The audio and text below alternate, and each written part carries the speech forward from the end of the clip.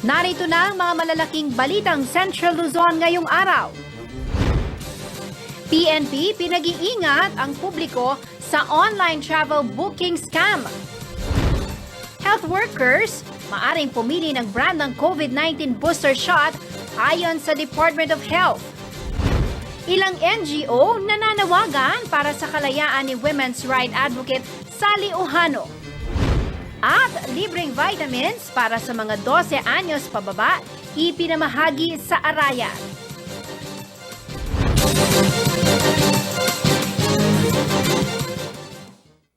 Magandang gabi ka rehiyon. Ako po si Jennifer Salenga. Oras na para sa mga maiinit na balitang Central Luzon. Kasabay ng pagluwag ng travel restrictions at pagbubukas sa mga tourism destinations sa bansa, ay ang pagdami raw ng mga kawatan na nanlulokong gamit ang online booking scheme. Kaya naman ang pambansang kapulisan, nagpaalala po sa publiko na maging maingat at siyasatin muna ang mga katransaksyon bago magdeposito ng pera. Narito po ang report. Sinabayan ng mga kawatan ang kasabikan ng mga local tourists na mamasyal ngayong lumuluwag na ang quarantine restriction sa bansa. Kaya ang modus na makapanloko hanggang sa online booking sa mga resort at accommodation agad na naipaplano. Isa sa muntikan ng mabiktima ang DJ na si Christine Ann Cervantes. Kwento niya, muntikan na raw mahulog sa patibong ng kawatan na nagpakilalang representante ng isang resort na ang bentahe ay magagandang larawan na naipopo sa social media. Every Holy Week and holiday season, naghahanap kami ng resort. Kasi reunion, ganyan. And then, sa paghahanap namin, meron ako nakitang resort, which is Athena's Resort. And it's really too good to be true. Ang ganda ng offer, and then makikita mo yung mga pictures niya, bagong gawa. So talagang maengganyo ka. Pakiwari ni Cervantes, sumasakay ang mga kawatan ngayon sa excitement ng mga turista na makalabas at makapag-book online. Buti na lamang umano ay naging mausisa siya bago magbigay ng pera online. Dahil ng kanyang siyasatin ito, na nagbigay ng kondisyon na bago magbibigay ng pera ay mag-o-ocular inspection muna. Sagot ng katransaksyon na kawatan, cash muna raw para sa disinfection. Sabi ko, pwede bang mag-ocular visit muna para makita namin yung place, ganyan, and legitimacy and all. Ang sabi niya, bago kami mag-ocular, kailangan mag-down na kami ng kalahati. So, that's around 4.2 or 4.3. Kasi daw, magdi-disinfect pa daw sila. So, ang ganda ng dahilan, di ba? Dahil hindi umano pumayag si Cervantes sa kondisyon ng nagpapakilalang bogus na representante ng resort owner, dito ay nagsimula ng magtaray ang scammer. Hindi na muna ako sumagot. Tapos, siguro, tinignan niya yung profile ko, bigla na lang siya nagsabi sa akin na, pagod na akong makipaglaro sa'yo, te. Sabi niya ganon. Tapos, chinek ng husband ko yung page nila. Buti na lang, 30 minutes ago, merong nag-post, galit na galit yung tao na scam ngayon. And then, tinry na rin ng husband ko makipag-communicate doon sa page. Tinignan namin kung magkano ibibigay sa kanya. Tama kami dahil ibang amount naman yung binigay. Upang mabisto ang modus sa panggugoyo ng online scammer, pinangka ni Cervantes na malaman ang ginagamit na pangalan sa e-money transaction nito. Yun ay matapos ang mister naman umano niya ang nagkunwaring nagpapabook sa resort na iniaalok ng scammer. Kung sa akin, 8.5, sa husband ko, 9.5 naman yung binigay na amount. And then, so sumakay, nakipaglaro kami. Hanggang sa makuha namin yung GCash number. Kasi yun yung gusto kong makuha eh. Yung GCash number niya. Gusto kong malaman kung sino siya. Nung nakuha na namin yung GCash number, ang sabi niya, na-transfer na, sabi niya dun sa tao. Paki-check na lang po. And nag-transfer yung husband ko, piso lang.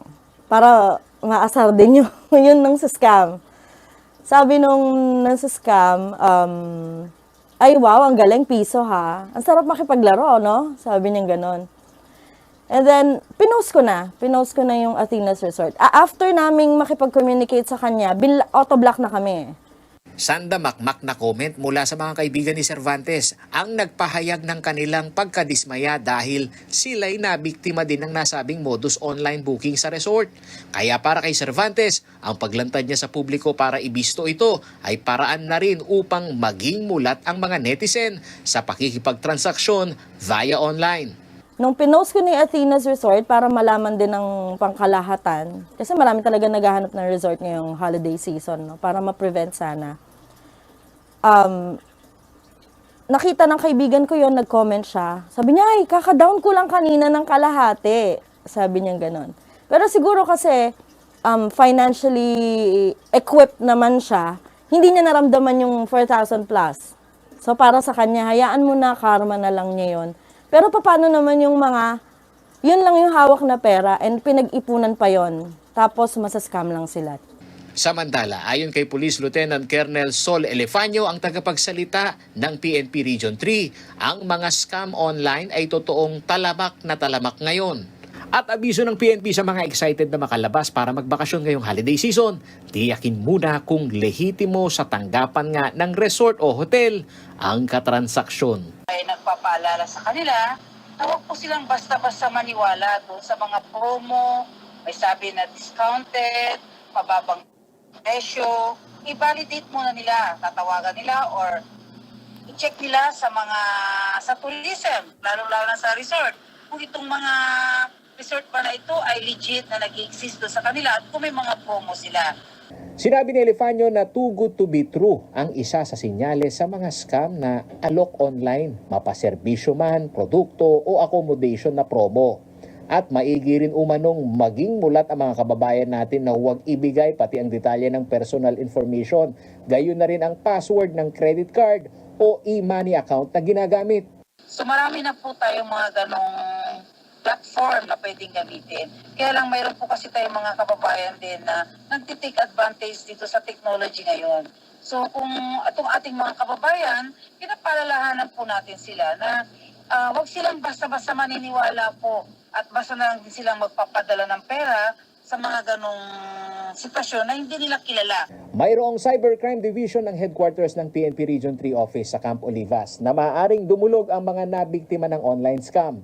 Wala rin umanong ligtas ang mga scammer sa online dahil sa pamamagitan ng Digital Forensic Laboratory ng PNP at ang mga IT personnel ng mga ito ay maaaring matukoy ang lokasyon at pagkakakilanlan ng mga kawatan.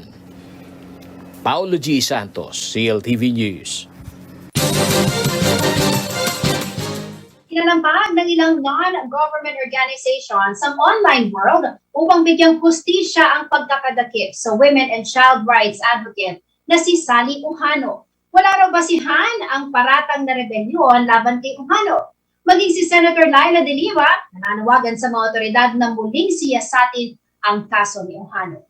Ang detalye ng balitang yan sa report ni Rhea Pawi.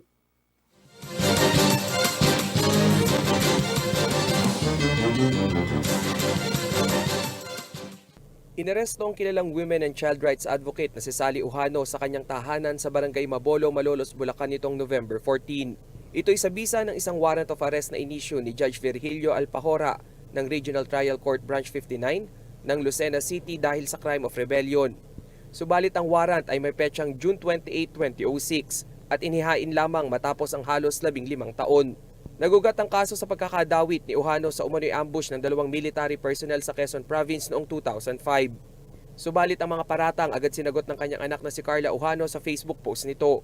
Ayon kay Carla, walang batayan ng kaso dahil taong 2005 ay aktibo bilang Executive Director ng Women's Crisis Center ang kanyang ina at wala silang impormasyon ukol sa kaso. Nakahanap naman ng kakampi ang pamilya Ujano sa ilang non-government organizations na nakatrabaho at naging kaibigan rin ni Ginang Sally. Sa kanilang official statement, sinabi ng Children's Legal Bureau Incorporated na malisyoso ang pagbansag kay Ginang Sally Ujano na isang kriminal na nagtago ng 15 taon gayong kaliwat kanan ang dinadaluhan nitong aktibidad kung saan katuwang ang pulisya at iba pang sangay ng gobyerno. Dagdag pa ng grupo ang pagdakip kay Ujano ay isang uri ng harassment para sa mga katulad nilang child advocates.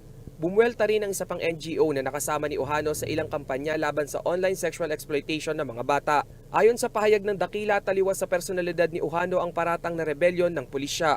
Sa isang sulat, inihag din ni Senator Laila de Lima ang kanyang pagkadismaya at panawagan sa mga otoridad na suriing mabuti ang kaso ni Uhano.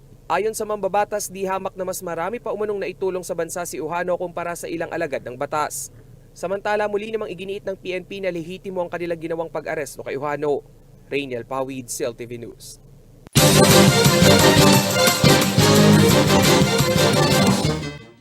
Pagbabalik ng CLTV News.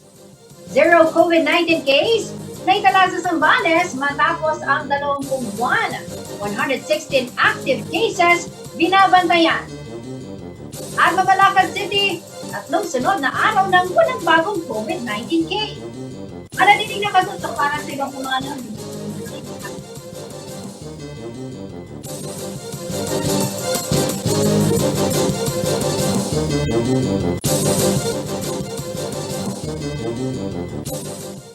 Nagbabalik ang CLTV News at sa iba pang mga nangungunang balita, sa loob ng halos 2 taon, walang naitalang panibagong kaso ng COVID-19 sa lalawigan ng Zambales. Subalit kaakibat na magandang balita ay ang paalala ng Provincial IATF na patuloy na sundin ang minimum health at safety protocols na itinakda ng gobyerno.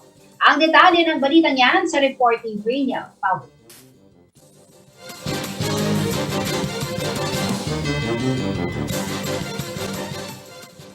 Sa unang pagkakataon sa loob ng 1 taon at 8 buwan, hindi nakapagtala ng bagong kaso ng COVID sa lalawigan ng Zambales.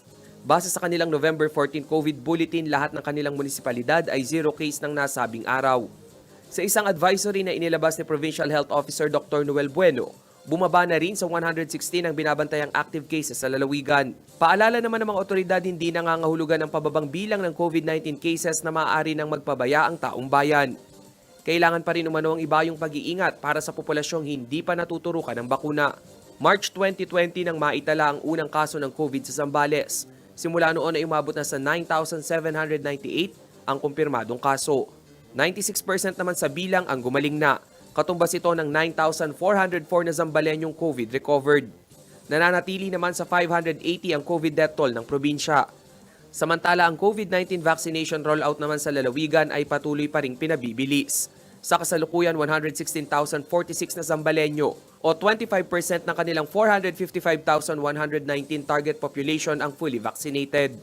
Dahil nakapailalim na sa alert level 2, unti-unti na ring nagbubukas ang mga tourism-related establishment sa lugar.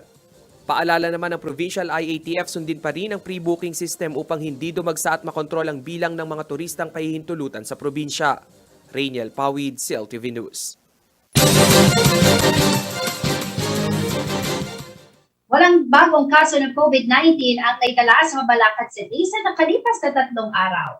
Patuloy pa rin ang kanilang vaccination drive na lampas na sa 70% ng eligible population ang naturukan. Sa kabila ng gumagan ng COVID-19 senaryo sa lungsod, patuloy pa rin po na pinag-iingat ang mga Mabalacqueño, lalo na ngayong marami ang lumalabas dahil sa holiday season.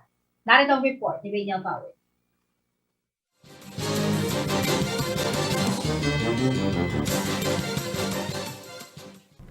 Sa 3 magkasunod na araw ay walang bagong kaso ng COVID-19 ang naitala sa Mabalacat City.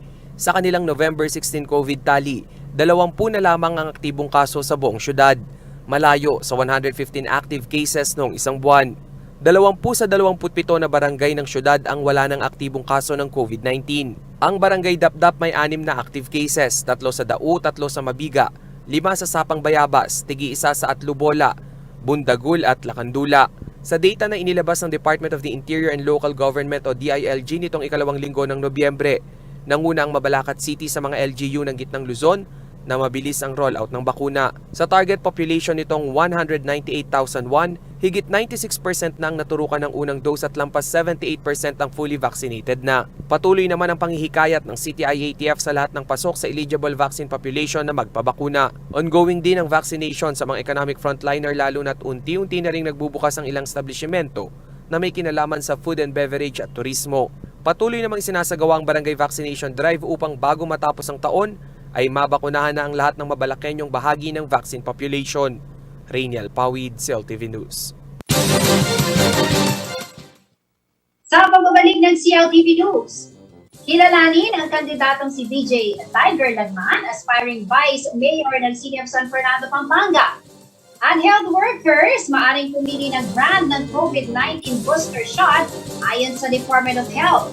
Manatili nakatutok at magbabalik ang CLTV News.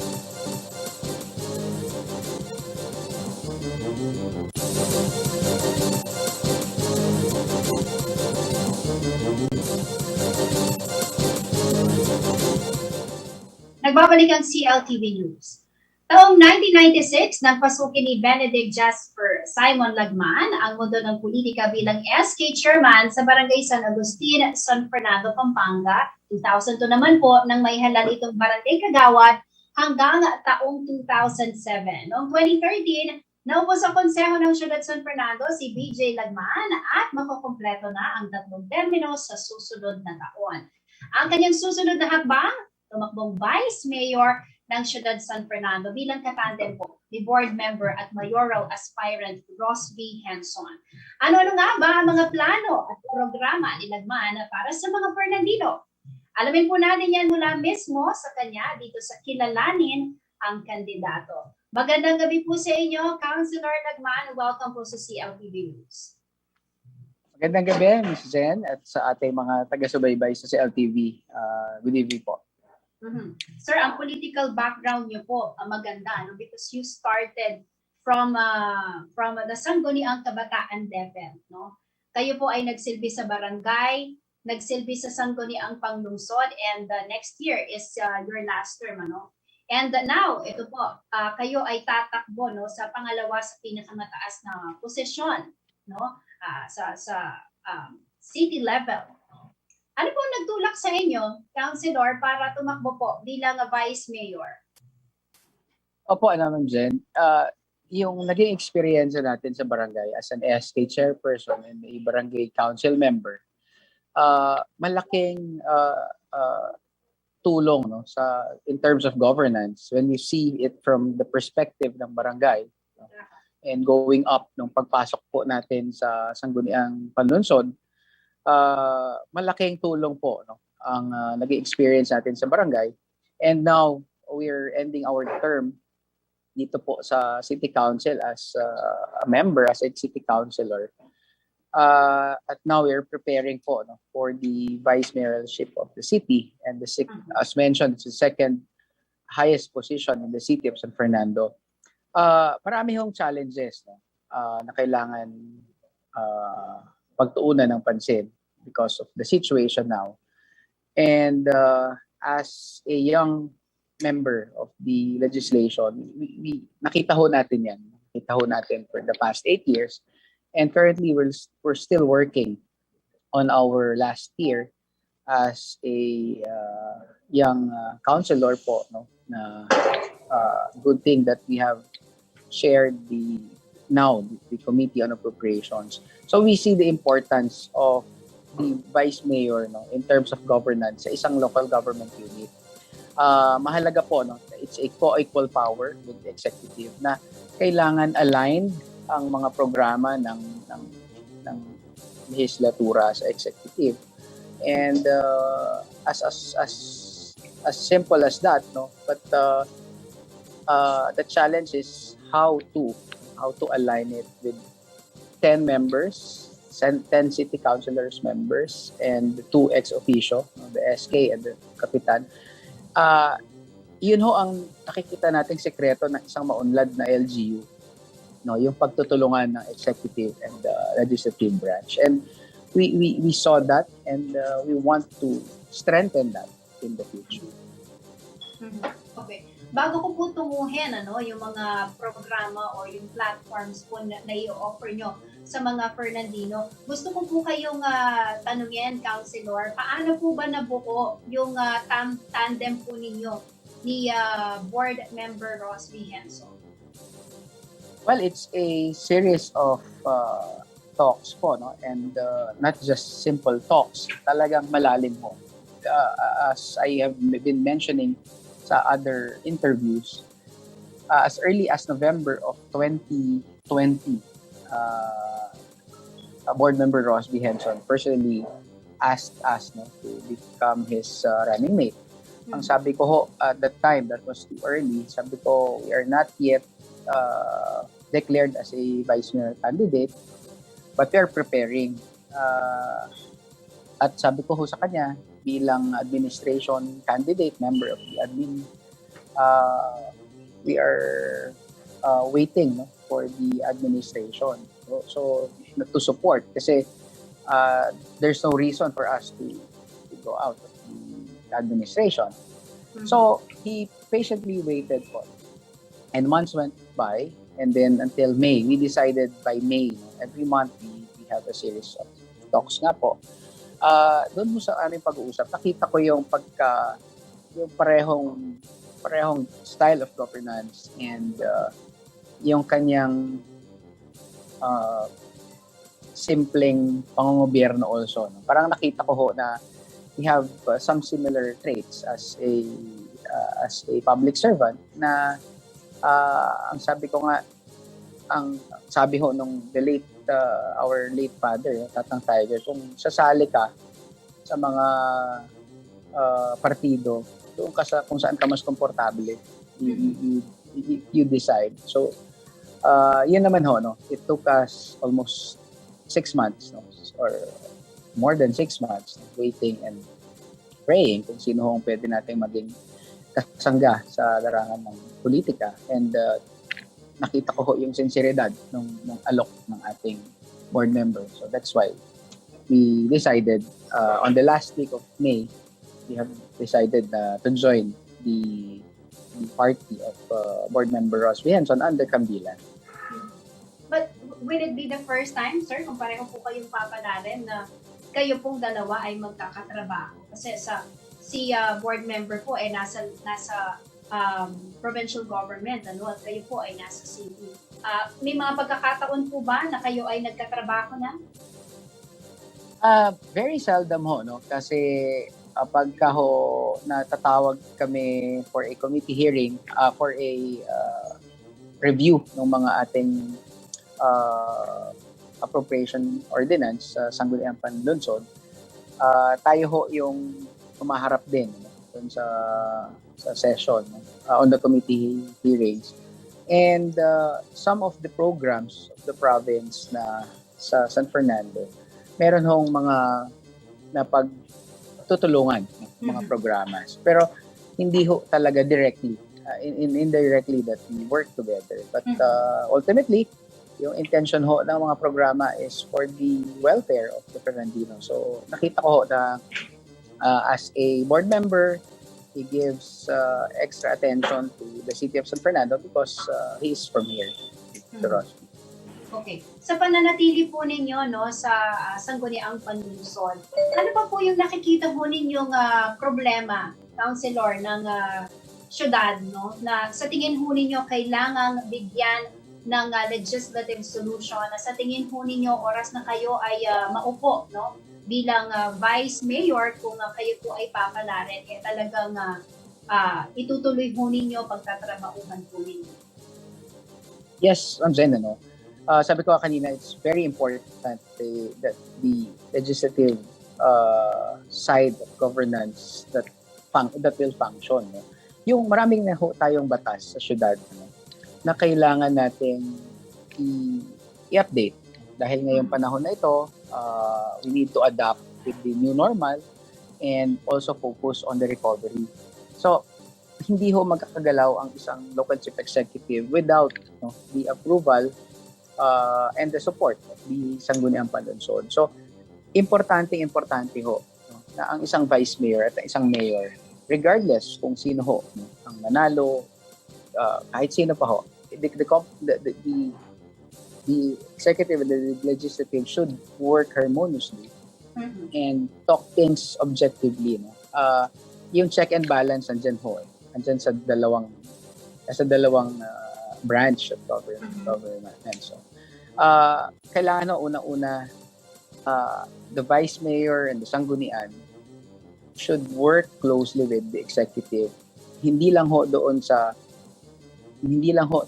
sa nakikialam ang executive, ang legislative, but during the crafting ng mga programs, plans and programs of the executive, the vice mayor, kung pwede rin ho, no, setting aside politics, should be also involved or parang observing, no, doon sa pagpapasaayos ng mga programa. Nang sa ganun ho, pagka mailalatag na siya sa plenaryo, yung magiging deliberation, hindi siya politicized. Two, it's for the benefit and the welfare of all the Fernandinos, of all sectors. So, ganun ho kahalaga ang trabaho ng isang vice mayor. Hindi ho ito spare tire na pag may nangyari kapalit ng mayor, no? At lalong hindi po dapat isipin na ang vice mayor always aims for the next position. Lahat ho yan pinag-aaralan, ano? Ibig sabihin, ang trabaho ng isang konsehal, wala hong pinanganak na magaling na konsehal, wala hong pinanganak na magaling na vice mayor at mayor. Everything, lahat ho yan napapag-aralan through experience. And of course, you have to listen dun sa ating mga and respect the wisdom of the sangguniang member. Kasi ho, collegial, no? Wala hong isang batas na inaipapasa sa sangguniang palunsod dahil sa committee chairperson lang. Hindi ho. We vote for the approval and the non-approval of every legislations, ordinansa o resolution man yan sa sangguniang. Alright, ito po, no? Ito po ang inyong pagkakataon, Councilor, para ihayag po ang inyong mga plataforma sa mga Fernandinos, lalo na yung mga nakatutok sa atin ng mga Fernandinos. Ano po yung mga magiging priority program ninyo sakaling kayo po ay palaring manalo bilang Vice Mayor ng City of San Fernando? Salamat, Jen, ano? At sa ating po mga tagapakinig na taga San Fernando at nanonood. Una-una po, ang sanggunian po, no, we have, as of now, we are chairing the Committee on Appropriations, the Committee on Environment, and the Committee on Market. So, kanya-kanya hong committees per city council. And the Vice Mayor is the presiding officer. Tayo ho ang magpupush, no, na sa ating mga konsehal na we need to revisit and update ordinances in the city, especially in the economic recovery, healthcare, education. We need to institutionalize programs that will make these programs sustainable. One, second, not politicized, like the scholarship programs in the city, educational assistance na dapat ho in place ho lahat yung mga safety measures, no, in terms of allocating funds for those programs na siguraduhin natin whoever the next administration will be, these programs will be pushing through. So we will encourage members, especially the committee chairpersons, on those dun sa mga nabanggit natin, health, education, economic, no, na to work mga extraordinary, hindi lang ho yung nakikita natin, but I think we need to go beyond, and parang we need to talagang push for legislations that would matter for the benefit of all the stakeholders. Alright. Siguro po, iimbitahan muli natin si Councilor BJ Lagman para mas mapag-usapan pa po natin at mailatag pa po ninyo, Councilor, ang inyong pong plataforma de gobyerno para sa mga Fernandinos. But for now, magpapaalam na po muna ako at maraming salamat po sa inyong oras. Good luck po sa inyong kandidatura sa May 2022. Salamat, Jen, and we'd just like to encourage everyone to please participate on the 2022 elections. It is very crucial and important that we cast our votes kasi alam naman ho natin the situation now is very different, no, from before. So we need to choose and elect a president that we will be supporting for the next 6 years And same with the local. So ganun din ho, no? So we encourage everybody despite of the pandemic, please participate po and encourage everybody to vote. Importante po. Importante. Anyway, maraming salamat po, Councilor Lagman, at mag-iingat po kayo, sir. God bless you, sir. Salamat po. Keep safe. God bless. Mga karehiyon, si Councilor BJ Lagman, siya po ay humahabol bilang Vice Mayor ng City of San Fernando sa susunod na halalan. Lumako po tayo sa ibang balita.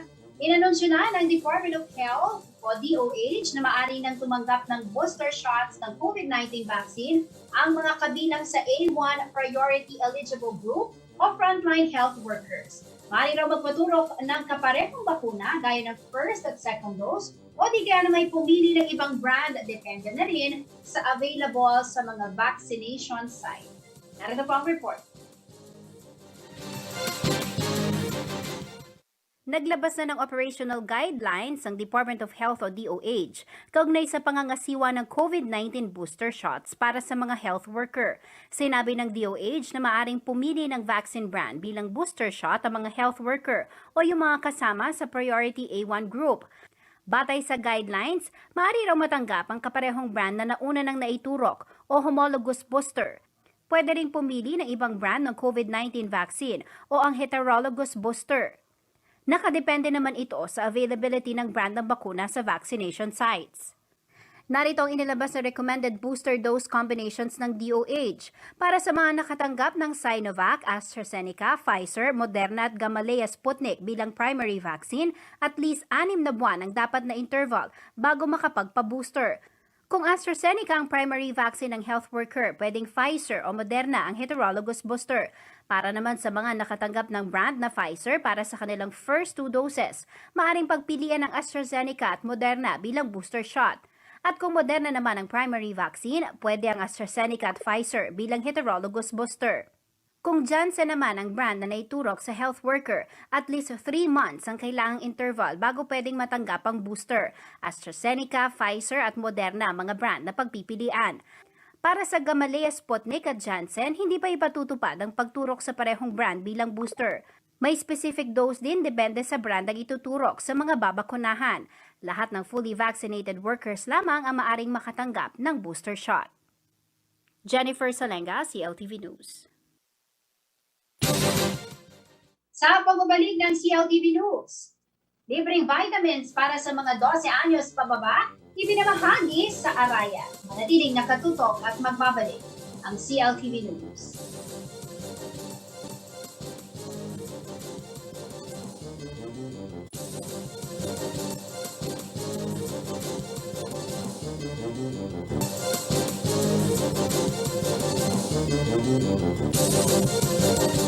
Nagbabalik ang CLTV News. Narito naman ay isang mabilis na sulyap sa mga balita mula sa ibang bahagi ng Laguna mula kay JM De Jesus.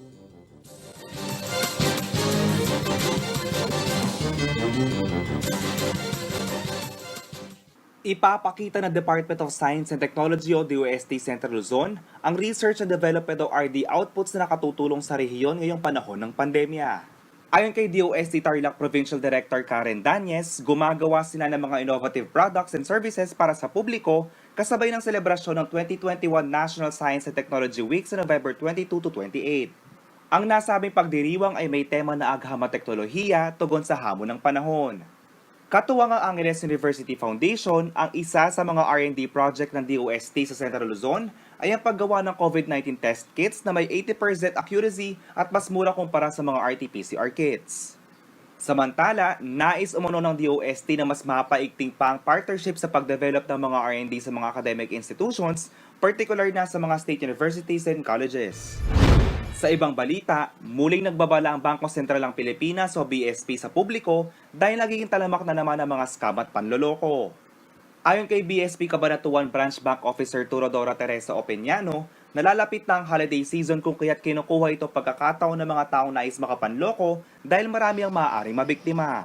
Kabilang sa mga uri ng scam na dapat malaman ng publiko ay ang imposter scam na pagpapanggap ng mga kawatan bilang kawani ng gobyerno o mula sa alinmang financial institution na lumalapit ng personal, nagpapakita ng dokumento, nagpapadala ng text message o kaya naman ay tumatawag sa kanilang mga biktima. Ang raffle scam na naghihingi muna ng kapalit na pera bago makuha ang sinasabing malaking halagang premyong napanalunan mula sa isang contest. At ang pinakakilala na scam ay ang donation scam na paggamit sa mga organisasyon o tanggapan upang makalikom ng salapi. Pinag-iingat din ang publiko sa phishing scam na maaaring manakaw ang personal na impormasyon at investment scam na kadalasang sinasabi na magiging doble agad at mabilis sa babalik ang ibibigay na puhunan. Sa kabuuan ay pinapayuhan ng BSP ang lahat na huwag ipagsasabi sa kahit na sino ang personal at financial information at manalisik muna bago magtiwala. Samantala, kinilala bilang national winner sa sektor ng agribusiness ang GamePro Philippines Incorporated na mula sa Zambales sa katatapos lang na 2021 National Productivity Olympics. Ayon kay Regional Tripartite Wages and Productivity Board o RTWPB Central Luzon Secretariat Head Jerome Yanson, naiuwi ng kampiyon ng 150,000 pesos na cash award at tropeo. Isa umunang milestone ng RTWPB Central Luzon na pagkakapanalo dahil kahit sa gitna ng pandemya ay naipakita pa rin ng mga micro, small and medium enterprises o MSMEs ng rehiyon ang galing ng mga ito na muling makabangon at maging produktibo. Humigit kumulang 150 MSME sa buong bansang nakilahok sa pambansang kompetisyon na nagangad ng pagkilala at i-benchmark yung mga nagpakita ng katatagan, napanatili ang trabaho at nagpatupad ng mahusay na mga programa sa pakikipag-ugnayan sa mga empleyado sa gitna ng pandemya. JM De Jesus, CLTV News. Nakatanggap ng libreng multivitamin sa mga batang 12 anyos pababa sa Arayat, Pampanga. Hanggang ng programang bitamina para sa mga bata na mas mapalakas ang resistensya ng mga kabataang wala pang bakuna kontra COVID-19. Target din ng programa na masolusyonan ang malnutrisyon sa ilang mga bata. Ang detalye ng balita niyan sa report ni Riniel Pawit. Nitong Nobyembre ay gumulong na ang pediatric vaccination kontra COVID para sa mga 12 hanggang 17 anyos. Kahit pa gumaganda na ang COVID-19 situation sa maraming bahagi ng bansa, kanya-kanya pa ring diskarte ang ilan upang palakasin ang resistensya ng mga bata. Sa Barangay San Nicolas sa bayan ng Arayat, Pampanga na mahagi ng vitamin si Arayat First Lady at Mayoral Aspirant Madet Alejandrino. Hangad ng programang bitamina para sa mga bata na masolusyonan ang malnutrisyon at magkaroon ng matatag na resistensya ang mga batang hindi pa natuturukan ng COVID vaccine. Maimportante po ito sa mga bata para di sisipon, hindi magkakasakit. Ayon kay Alejandrino, hindi pa tapos ang pandemya at iba yung pag-iingat pa rin ang kailangan upang maiwasan ang hawaan ng COVID. Patuloy namang isinusulong sa Arayat ang preventive health measure kung kaya't hanggat maaga ay pinalalakas na nila ang immune system ng unvaccinated population. Pinakamaraming bata pong mga, lalo na yung mga malnourished, kulang sa timbang. Kaya po dinadala natin sila para sa ganun, tumaas po yung immune system nila. Hinikayat niya rin ang mga kabataang pasok sa pediatric vaccination bracket na makibahagi sa Arayat bakunahan sa darating na unang linggo ng Disyembre. Para sa ganun, magbalik na po sa back to normal na po tayo, lalo na yung mga bata, halos 2 taon na nakulong, para na rin po silang nakulong. Suportado kasi ng Arayat IATF ang mungkahi ng Philippine Medical Association na huwag munang pumasyal sa matataong lugar ang mga batang hindi pa bakunado kontra COVID. Maliban sa bitamina na mahagi rin ang tig 5 kilong bigas sa 300 pamilya. Sa kabilang banda, isang Arayat sa may pinakamababang COVID cases sa buong Pampanga. As of November 16, 7 na lamang ang binabantayang aktibong kaso sa buong munisipalidad. Riniel Pawid, CLTV News. Alamin naman natin ang magiging lagay ng panahon bukas mula kay Ginoong Manny Esguera, ang Chief Weather Forecaster ng Pag-asa North. Magandang gabi po. Narito po magiging taya ng panahon sa susunod na 24 oras. Northeast monsoon o hanging amihan pa rin po nakaka-apekto dito sa Northern at Central Luzon. At intertropical convergence zone naman po nakaka-apekto dyan sa may Palawan hanggang dyan po sa may Mindanao. Ang Cagayan Valley po, ang Apayao, ang Kalinga, Ifugao, Mountain Province, Aurora at Quezon ay maulap po papawiri na may mga pagulan na po nagaganap sa ngayon. Ito po ay dulot ng malakas na hanging amihan. Ang Zamboanga Peninsula po at ang Palawan ay maulap din po papawiri na may inaasahan naman po ng mga kalat-kalat na mga pagulan, dulot po ito ng ITCZ. Ang Metro Manila po at nararaming bahagi ng bansa kasama na po ang Pampanga ay bahagi hanggang sa komisyon ay magiging maulap at papawirin. Meron din po tayo inaasahan ng mga isolated cases sa mga mahihin na mga pagulan. Ito po ay dulot din ng hanging amihan. Ang natitirang bahagi po ng bansa ay localized thunderstorm po nakaka-apekto at posible rin po yung mga isolated cases ng mga rain shower na may kasama pong pagkidlat at pagtulog. So sa ngayon po, wala pa naman po tayong nakikitang isang LPA o sama ng panahon na posibleng mabuo sa ating PAR.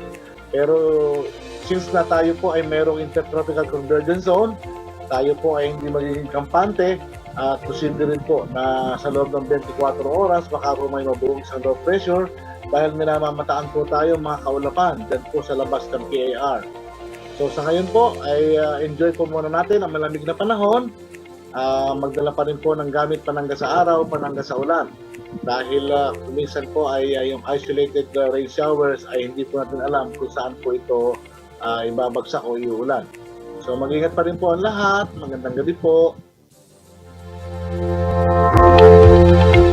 At yun po, balitang nakalap ng CLTV News. Kasama po ang buong pwersa ng CLTV News and Current Affairs. Ako po si Jennifer Salenga. Maraming salamat po. Mga karehiyon, 38 days na lamang po at pasunod.